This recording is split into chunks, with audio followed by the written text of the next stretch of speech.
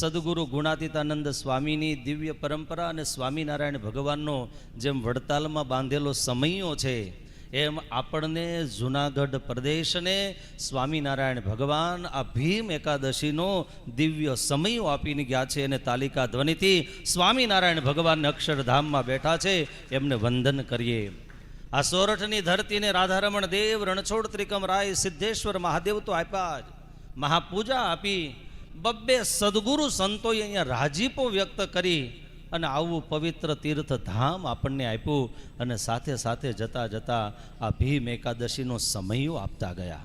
એ માત્ર સમયો ઉત્સવ પૂરતી જ ન રહ્યો, પણ દીર્ઘકાળ સુધી આ સોરઠની ધરતીમાં એ કાયમને માટે સહજાનંદી સર્વોપરી ભક્તિના ઉપાસનાના પિયુષ પાન પાતા રહે, એના માટે હું યાદ કરીશ સદગુરુ ગુણાતીતાનંદ સ્વામીના એ શિષ્ય પરંપરાઓને.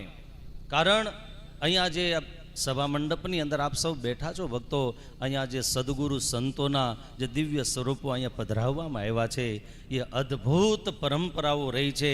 એક એક સદગુરુ સંતે રાધારમણ દેવના ચરણમાં રહી, આ મંદિરમાં રહી વર્ષો સુધી સાધના અને ભક્તિ કરેલી છે.